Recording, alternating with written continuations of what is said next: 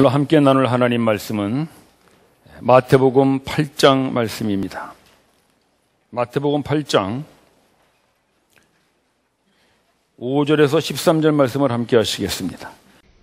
예수께서 가버나움에 들어가시니 한 백부장이 나와 간구하여 가로되 주여 내 하인이 중풍병으로 집에 누워 몹시 괴로워하나이다. 가라사대 내가 가서 고쳐주리라. 백부장이 대답하여 가로되 주여 내 집에 들어오심을 나는 감당치 못하겠사오니 다만 말씀으로만 하옵소서. 그러면 내 하인이 낫겠삼나이다.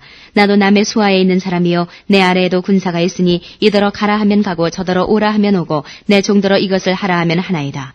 예수께서 들으시고 기이히 여겨 좇는 자들에게 이르시되 내가 진실로 너희에게 이르노니 이스라엘 중 아무에게서도 이만한 믿음을 만나보지 못하였노라. 또 너희에게 이르노니 동서로부터 많은 사람이 이르러 아브라함과 이삭과 야곱과 함께 천국에 앉으려니와 나라의 본 자손들은 바깥 어두운 데 쫓겨나 거기서 울며 이를 갈미 있으리라. 예수께서 백부장에게 이르시되 가라 내 믿은 대로 될지어다 하시니 그 시로 하인이 나으니라. 아멘. 사람들은 살아가다가 기적을 기대할 때가 종종 있습니다. 특히 우리 하나님을 믿는 그리스도인들은 더욱 그런 것 같습니다. 왜냐하면 우리가 믿는 하나님은 죽은 자를 살리시고 병든 자를 고치시는 못하실 일이 없는 전능자이심을 우리가 알기 때문입니다. 그래서 우리 성도들은 비록 병원에서 큰 무슨 중병의 진단을 받았어도 그렇게 실망하지 않습니다. 왜냐하면 우리는 기적을 믿는 사람들이기 때문입니다. 그래서 병원에서 그런 진단을 받고 나면 우리는 교회에 와서 기도하죠. 또는 기도원에 가서 기도합니다. 기적을 기대하면서 간절히 기도합니다. 그리고 다시 병원에 가서 아마 그것이 오진이었을 거라든지 또는 의사가 얘기했던 그런 이상한 것들이 아마 사라졌을 것이라고 기대하면서 우리는 다시 병원을 찾습니다. 그러나 기적은 우리가 기대하는 것 같이 그렇게 쉽게 일어나지 않습니다. 우리 몸속에 있는 그런 증상들은 여전히 남아있고 그것은 오진이 아니라 분명하다는 확진을 다시 확인할 뿐입니다. 그때마다 우리가 던지는 질문이 있습니다. 기적은 있는가? 또는 사랑하는 가족이나 친구의 죽음 앞에서 우리는 역시 마지막 희망의 끈을 놓지를 않습니다. 왜냐하면 하나님은 그 마지막 임종의 순간에서도 우리의 가족이나 친구를 다시 일으키실 수 있는 분이심을 믿기 때문입니다. 그래서 우리는 끝까지 잘 가라는 마지막 작별을 하지 못하고 살려주실 것을 믿고 간절히 애원하며 기도합니다. 그러나 우리의 그 간절한 기도에도 불구하고 기적은 그렇게 쉽게 일어나지 않습니다. 우리의 사랑하는 가족이나 친구들은 죽습니다. 그때 우리는 장례를 치르면서 그런 질문을 던지죠. 기적은 있는가? 형제자매 여러분, 기적은 있습니까? 우리가 이 질문을 할 때마다 우리는 그 질문을 어디에서 답을 얻으려고 합니까? 우리가 던지는 모든 신앙의 질문의 답은 성경에 있는 줄을 믿습니다. 오늘 이 성경 속에서 우리가 던지는 이 질문에 대한 답을 찾아서 여러분들이 인생에 살아가면서 여러분들의 신앙생활에서 부딪히는 수많은 그 기적에 대한 기대에 대한 답들을 오늘 찾으시고 그 질문이 나올 때마다 이 성경이 여러분들의 답이 되시기를 바랍니다. 오늘 예수님께서 가버나움에 들어가셨습니다. 가버나움은 예수님이 주로 활동하시던 그 북쪽 갈릴리 지방의 중심 도시였죠. 예수님은 이제 나사렛에서 태어나셔서 그쪽에서 사셨지만 나사렛은 아주 작은 시골 동네인데 가버나움은 꽤 큰 도시입니다. 그래서 그 당시 이 이스라엘을 점령하고 있었던 로마의 군대가 주둔하고 있었던 곳입니다. 그러니까 거기 군인들이 많이 있었겠죠. 그 중에서 한 백부장이 예수님을 찾아왔습니다. 백부장이라는 사람은 100명의 부하를 거느렸다 그래서 백부장이라고 그랬습니다. 1000명의 부하를 거느리면 천부장 그렇게 했거든요. 그러니까 이 백부장은 이제 요즘으로 치면은 중간 장교쯤 되는 그런 사람이겠죠. 당연히 로마인입니다. 로마의 백부장이니까. 이 이방인 로마 장교가 이제 예수님을 찾아와서 간청을 합니다. 5절을 보실까요? 이 로마의 백부장이 예수님을 찾아서 간구하죠.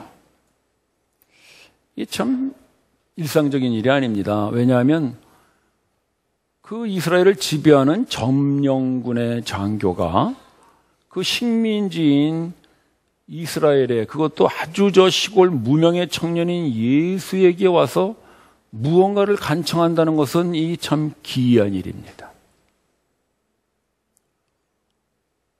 우리로 치면은 우리가 그 일제 강점기 시대에 일본 총독부의 어떤 그 일본인 장교가 저 시골에 있는 그 어떤 시골 청년에게 와서 무언가를 부탁하는 거니까 이거는 참 이상한 일이죠. 일상적인 일이 아닙니다.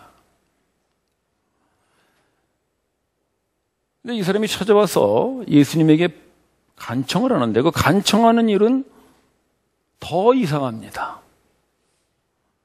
뭘 간청하냐면 6절에 보시면 주여 내 하인이 중풍병에 걸려서 누워 몹시 괴로워하고 있습니다. 이것을 지금 예수님에게 간청하고 있습니다. 그러니까 하인을 고쳐달라는 간청이 있죠. 여러분 그 당시 하인이란 아주 천대받던 사람들이거든요. 종 또는 노예 그런 사람들입니다. 특히나 이 로마 장교의 하인이라면은 전쟁터에서 붙잡혀온 이방인 노예라든지 또는 가난에 살 수 없이 몸을 팔아야 했던 그 이스라엘의 뭐 소작인 정도 될 것입니다. 그러니까 로마 장교가 볼 때는 이 사람 취급하지 않는 그런 사람들이거든요. 사실 요즘도 그렇죠. 요즘도 이 아랫사람들을 많이 무시하죠. 좀 가졌다는 사람들이 얼마나 많이 무시합니까? 그 며칠 전에 어떤 분이 우리 그 국민들을 개돼지라고 그래가지고 지금 참 많은 시민들의 마음을 아프게 했는데 저도 참 그 얘기 들으니까 이거 뭐 행정고시 안 된 사람은 다 개돼지인가 해가지고 좀 마음이 좋지가 않더라고요. 그렇게 아랫사람들 깔보고 무시하는 것이 요즘 세상입니다. 직장에서도 그렇죠. 만약에 몸이 아파서 좀 오래 누워있다 그러면 어떻게 합니까? 곤고사직 이렇게 하죠. 그래서 우리 형제님들 아파도 못 아픕니다. 우리 자매님들 우리 형제님들의 고통을 좀 이해해 주시길 바랍니다. 아파도 못 아프고 출근해서 그냥 끙끙 앓아도 자리를 지키고 있어야 되는 것이 우리 직장 생활의 현실입니다. 그런 것이 이 아랫사람에 대한 이 세상의 각박한 상황입니다. 근데 그때는 더 얘기했죠. 계급사회였으니까.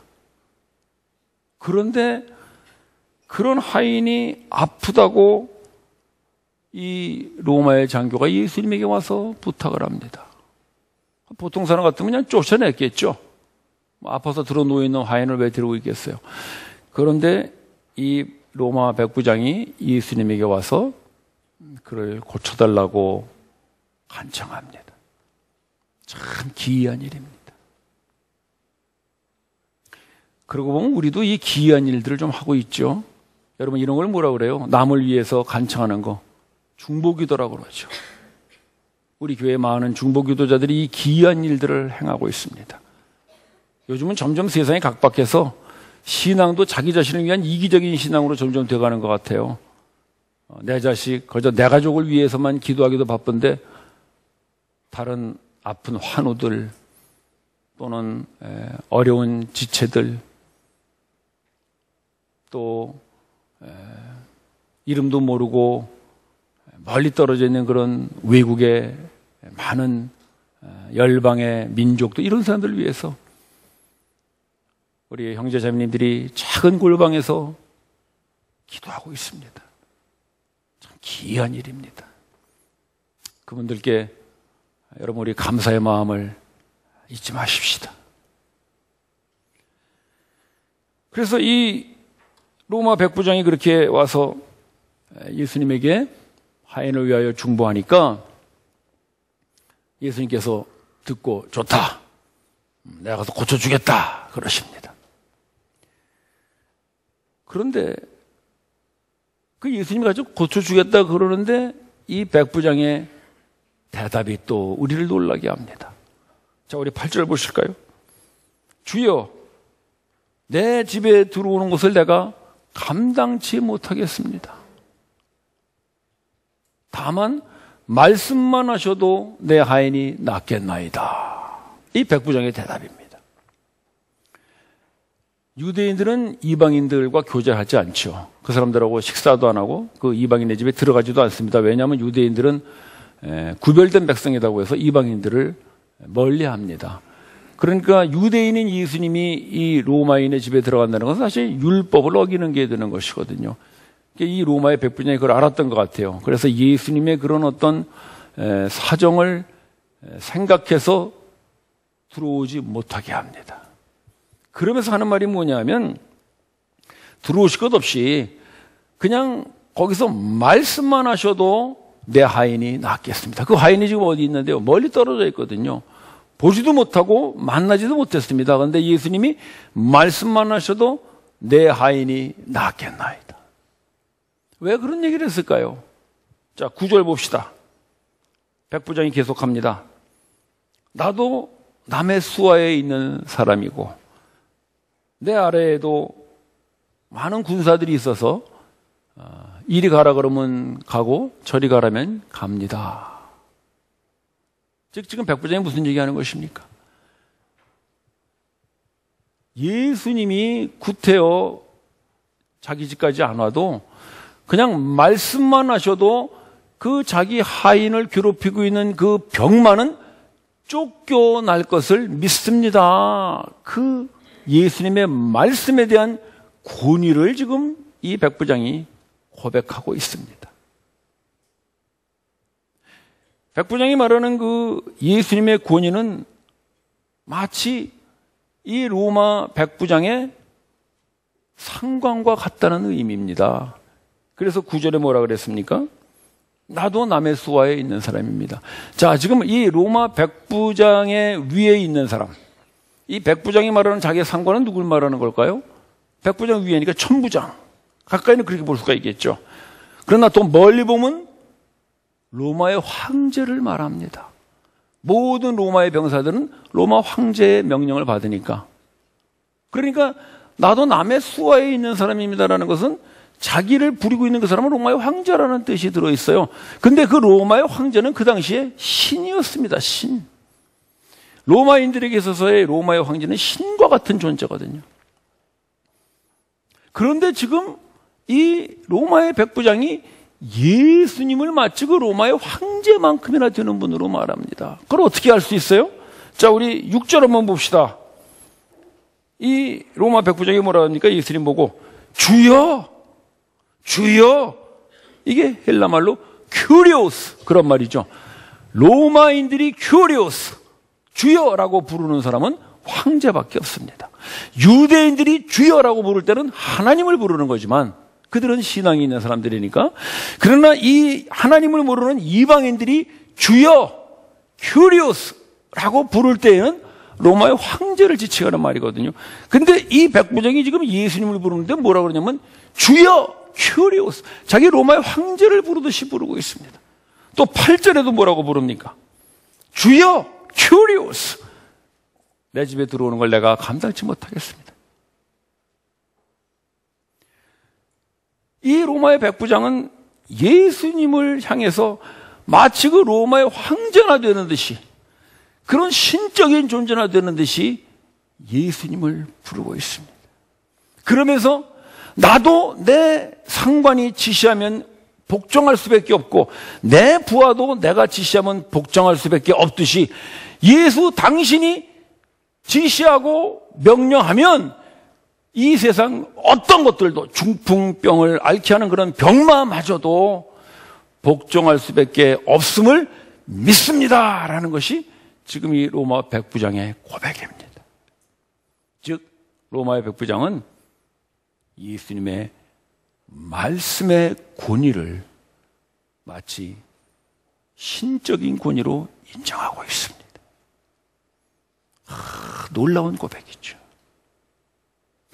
그때 예수님께서 그 말씀을 들으시고 10절 봅시다. 뭐라 그러십니까?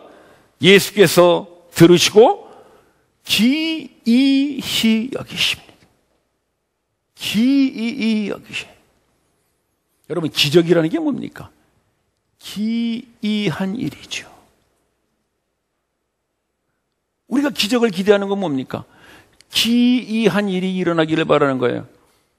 병이 낫고 죽은 자가 살아나는 그런 기이한 일이 일어나기를 바랍니다. 그런데 오늘 예수님이 바로 그 기이히 여기시는 일이 벌어졌습니다. 어떤 일입니까? 예수를 두고 당신은 신과 같은 분이십니다. 당신의 말 한마디면 어떤 병마도 쫓겨날 것입니다라는 예수님의 말씀의 권위를 인정하는 기이한 일이 벌어지고 있습니다. 그것을 예수님이 기적과 같은 일이라고 말씀하심을 여러분 믿으십시오. 그걸 예수님이 기적이라고 하시는 거예요. 사실 따지고 보면 예수님이 병 고치는 거 별로 기적이랄 게 없죠. 죽은 자를 살리는 거 예수님에게 그렇게 대단히 기이한 일이라고 할 수 없습니다. 왜냐하면 예수님은 하나님의 아들이시고 하나님과 본질상 동등한 삼위일체 되신 성자 하나님이심을 우리는 믿습니다. 여러분 믿으십니까? 그러면 하나님은 말씀으로 천지를 창조하셨고 하나님은 없는 것을 있게 하셨고 죽은 자를 살리시는 분은 우리가 다 믿습니다. 그런 하나님과 동등되신 그 예수님이 말씀으로 병을 고치고 죽은 자를 살리시는 어쩌면 이건 너무나 당연한 일입니다. 그것은 예수님에게는 결코 기이한 일이 될 수가 없습니다. 그것은 그저 평범한 일일 수밖에 없습니다. 그런데 그런 예수님에게 기이히 여기는 일이 벌어졌습니다. 예수님조차도 야 정말 기적 같은 일이 벌어졌구나라고 말씀하시는 일이 일어났습니다. 그게 뭡니까?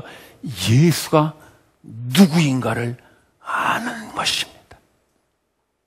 예수가 신과 같은 분, 예수가 하나님과 같은 분, 예수가 그 말씀 한마디로 모든 것을 다 고치고 회복하고 이루실 수 있는 그 예수의 말씀이 하나님의 말씀과 같은 권위가 있다는 것을 아는 것, 그것이 예수님이 기적과 같은 일이라고 말씀하시는 기이히 여기는 일인 줄을 여러분 믿으십시오. 기적을 말하는 것입니다. 그게 바로 예수님이 말씀하시는 기적을 말하는 것입니다. 그것도 누가? 이방인의 입을 통해서 예수가 누구인가? 예수가 그런 신과 같은 분이고 예수가 그런 하나님과 같은 분이고 예수의 말씀이 그렇게 권위 있다는 것이 이방인의 입을 통하여 나타났다는 것이 예수님에게는 참으로 기적과 같은 기이한 일이었습니다.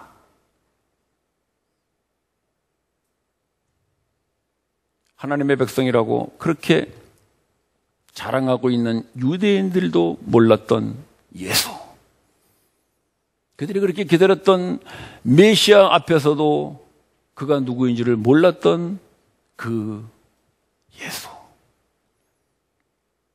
바로 그 예수를 이 이방인 장교가 알아보고 있습니다. 여러분, 그것을 오늘 예수님은 기적이라 말씀하십니다.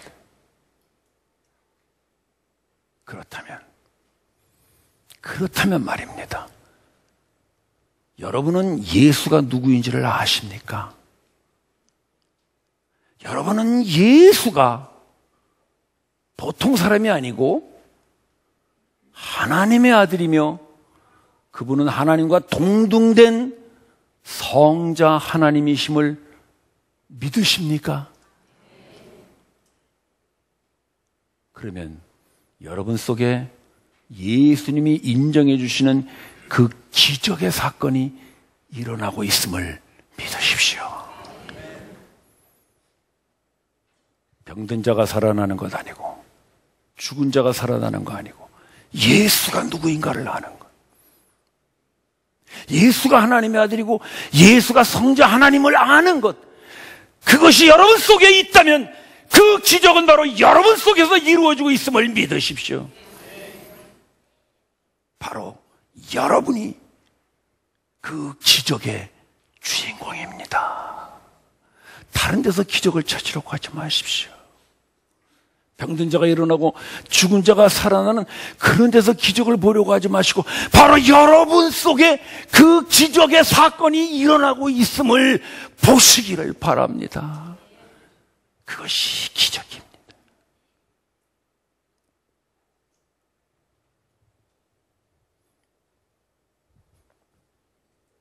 얼마 전에 어느 자매님이 제 앞에서 그런 이야기를 한번 하시더군요.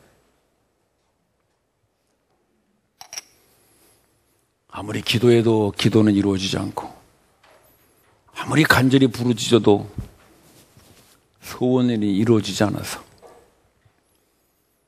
이제 예수를 떠나고 싶고 이제 예수를 그만 믿고 싶고 아니 예수를 부정하고 싶은데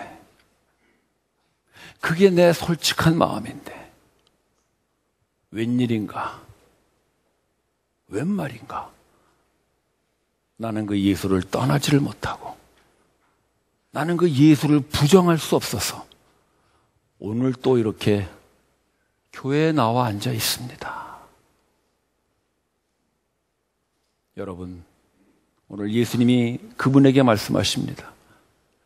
기이한 일이로구나.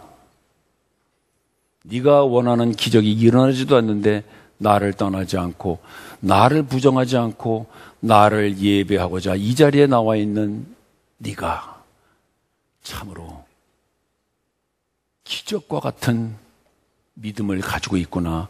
말씀하시는 주님의 음성을 들으시기를 바랍니다. 죽어가는 가족 앞에서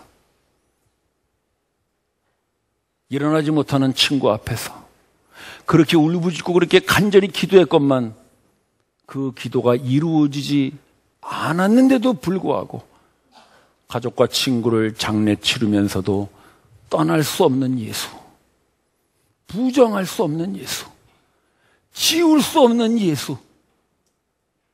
웬 말인가 웬일인가 내 마음속에 그 한 가닥 한 줄기 결코 끊어버릴 수 없는 그 믿음이라는 하나가 남아있는 그것이 바로 예수님께서 여러분 속에 일으켜주시는 기적의 사건임을 믿으십시오. 기적은 그렇게 이루어지는 것입니다. 병든 자가 낫고 죽은 자가 살아나는 것이 기적이 아니라 병든 자가 고통하고 있고 죽어가는 자가 살아나지 못하는데도 불구하고 그 실망과 그 좌절과 그 의심의 순간에서도 떠날 수 없이 나를 붙들어주는 그 믿음, 그것이 바로 예수님이 말씀하시는 기이히 여기시는 예수님이 여러분들을 붙들어주신 기적의 사건임을 믿으십시오. 기적은 우리 속에 그렇게 일어납니다.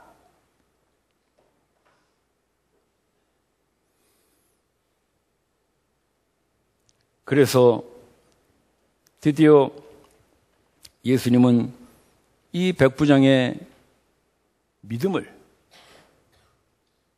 기적과 같다고 말씀하시면서 그에게 이렇게 대답하십니다. 우리 13절 보십시오. 예수님께서 가라, 내 믿은 대로 될지어다 하십니다. 가라 하시는 것은 아마 고쳐주시겠다는 의미겠죠. 그럼 뭐라 그래야 됩니까? 가라, 네 하인을 고쳐주겠다, 또는 네 하인이 나았다, 이렇게 말씀하셔야 말이 쉽잖아요. 예수님은 그렇게 말씀하시지 않고 가라, 내 믿은 대로 될지어다 하십니다.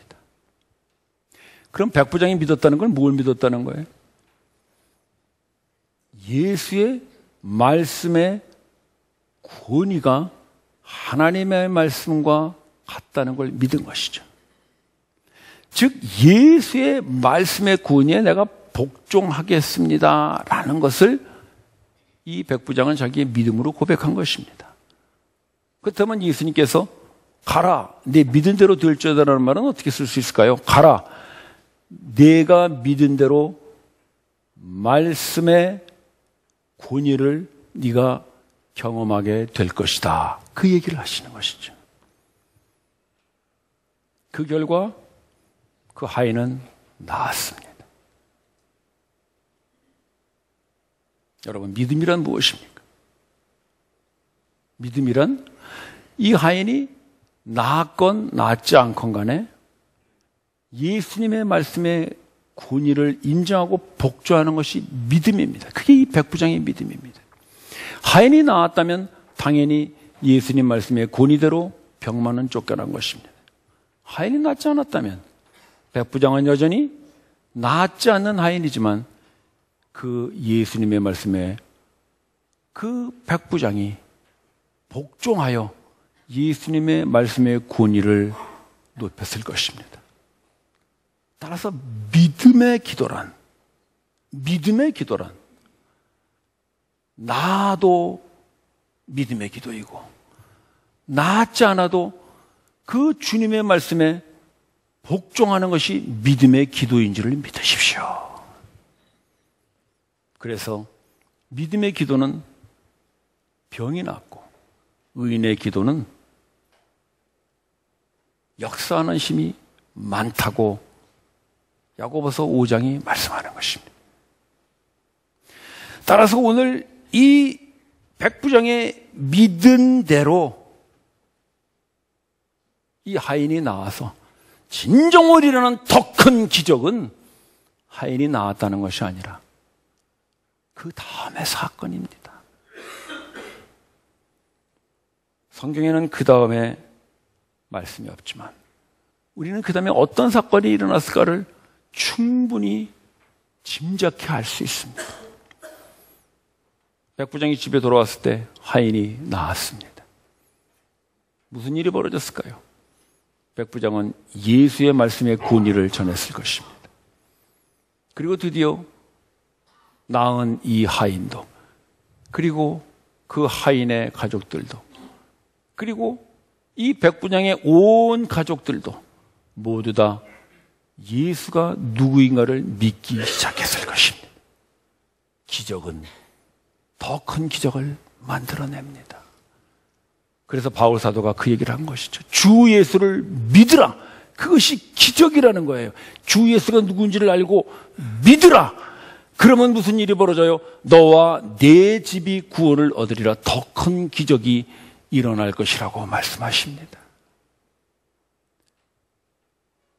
백부장에게 일어난 기적은 단순히 자기 한 사람의 믿음을 기적이라고 인정받은 것에서 드디어는 그의 믿음을 통하여 하인들과 온 가족이 다 예수를 믿는 더 큰 믿음의 기적을 만들어냅니다.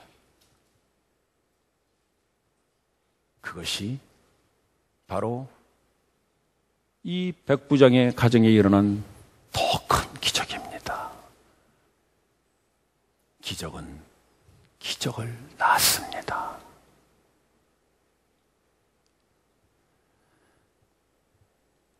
오늘 예수님께서 우리에게 기적이 무엇인가를 알리십니다. 그 기적은 병이 낫질 않고